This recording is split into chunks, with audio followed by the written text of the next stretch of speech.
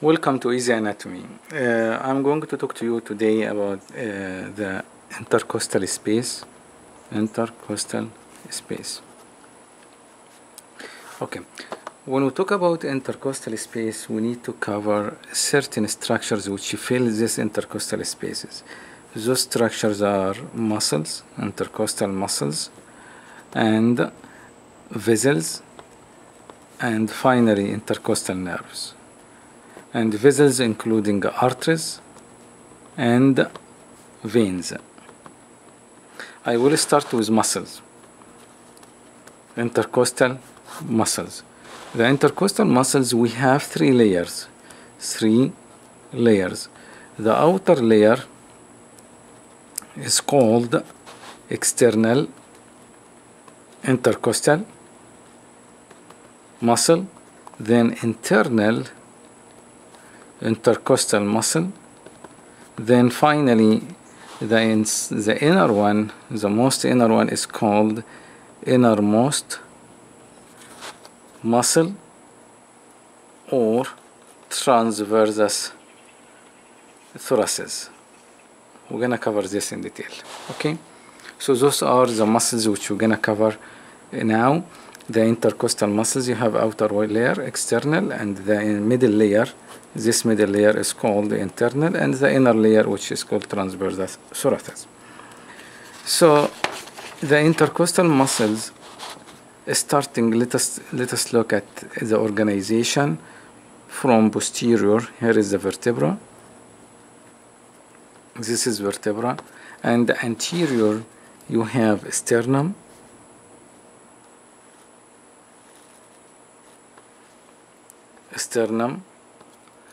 and then you have the rib which extend from here. Here is the head, neck, angle, and extend anteriorly to join the costal cartilage. This is the level of the costal cartilage. This is the costochondral junction. So this one is rib, this is costal cartilage. Okay, this is rib, costal cartilage. This is the head, neck, angle, shaft. Let us look at the intercostal space and how the muscles, the intercostal muscle, organize inside this space. So this is the upper rib, and there is another rib down here, and I am filling the space with the muscle. We start with external intercostal muscles. The external intercostal muscle extend from this level, which corresponding probably the angle, until it reaches to the costochondral junction, the junction between rib and costal cartilage, and the direction of fibers is anteriorly, directed anteriorly here. Okay, however, when it comes to this level, is not any more muscle but a membrane. This membrane is called external intercostal membrane, or the anterior intercostal membrane. So this muscle is external intercostal muscle. Okay, and this membrane is called anterior, because it is close to the sternum, anterior intercostal membrane. Okay, the second muscle going opposite direction is called the internal, coming from the level of the sternum, extend posteriorly until it reaches to the level of the angle, where it becomes a membrane. This time this membrane is called posterior intercostal membrane or internal membrane. Either one is right. So the direction of fiber here is backward, like that, in the opposite direction to external intercostal muscle. Okay, and this membrane is called what? Is called posterior membrane, and this muscle is the internal muscle. Internal intercostal muscle. Okay, direction of fiber backward, external forward, and you have the anterior membrane is continuation to the external anteriorly, posterior membrane continuation of the internal intercostal muscle posterior. Then the third layer of this muscular component of the intercostal space, we have the third layer medially and attached to the sternum, a muscle called sternocostalis. It's called sternocostalis muscle. And in the middle part of the intercostal space, you have innermost muscle, and the same direction as the internal, and considered as part of the internal. Considered part of the internal. Then posteriorly, you have subcostalis muscle. Subcostalis muscle. So again, the innermost layer, you have subcostalis close to the vertebra. Posteriorly, it's called the subcostalis. And then you have innermost muscle. Then you have sternocostalis. And sometimes the three muscles together, sometimes you call it transversus thoracis. Sometimes transversus thoracis muscle. And sometimes this term apply only to the sternocostalis. Sometimes this apply here. But at the end of the day, this is the inner layer of the intercostal muscles. You have subcostalis close to the vertebra, extend from one rib down to second or third, so pass over more than one space. You have innermost, which you considered as part of the internal, then sternocostalis, from the name coming from the sternum to the costal cartilage. And in this space between the middle and the inner layer, you will see the intercostal nerve, intercostal artery, and vein. Vein, artery, and the nerve. You will see the intercostal vessels and the nerves located between the internal and the innermost. Okay? Okay, so let us talk about the function of those muscles.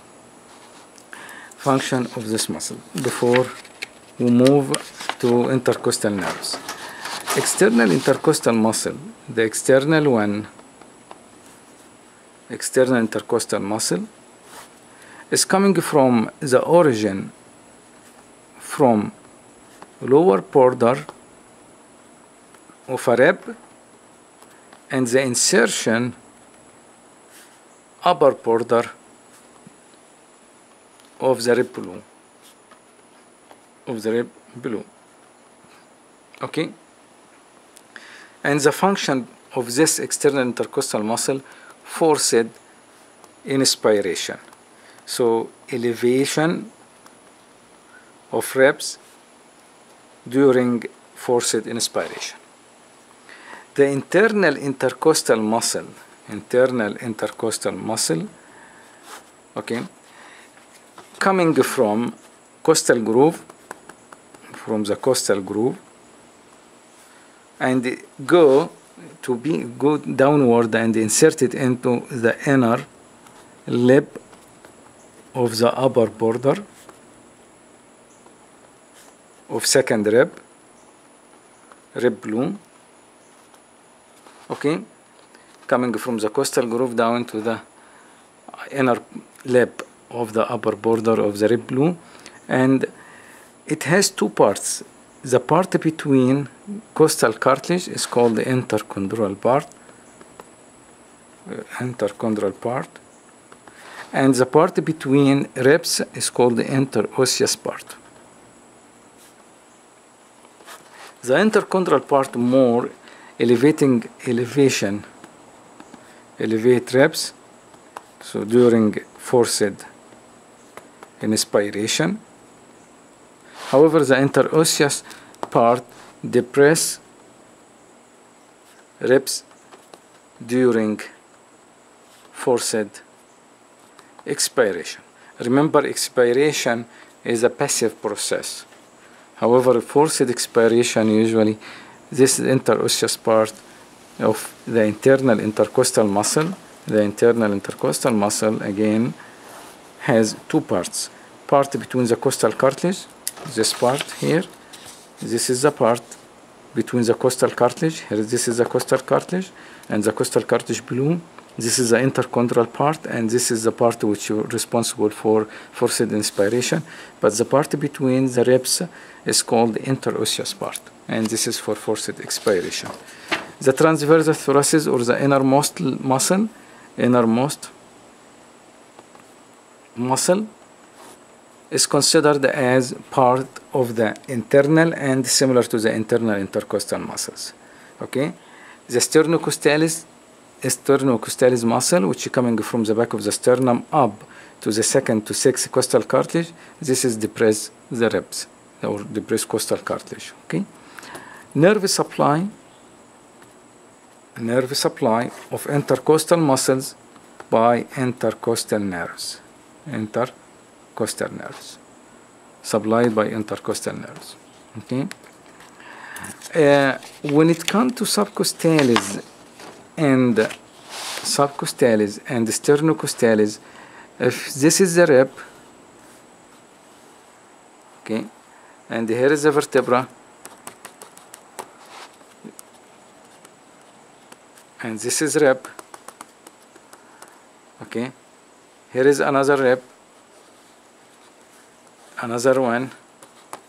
I'm talking about the posterior part. Okay, you will see that the subcostalis muscle from inside, coming from one rib and go downward to the second or third rib. So it means it pass over more than one space. Okay, so this is the subcostalis muscle. And the elevate ribs during, again, inspiration. Sternocostalis, this is the inner surface of the sternum,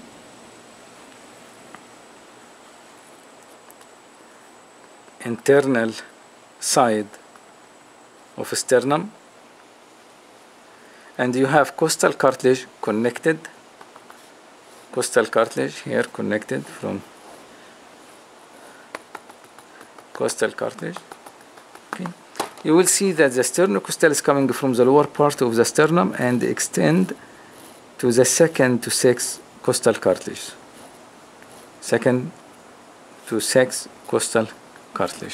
Sternocostalis. So coming from the sternum and ascend upward and laterally to the costal cartilage. That's why the action is going to be depression. This one elevation. Subcostalis elevate, but this sternocostalis depress. Okay, so those are the intercostal muscles. Okay, keep in mind that there are three layers. The outer layer is the external intercostal muscle. The inner layer is transverse thoracic, and in between there is internal intercostal muscles. Okay.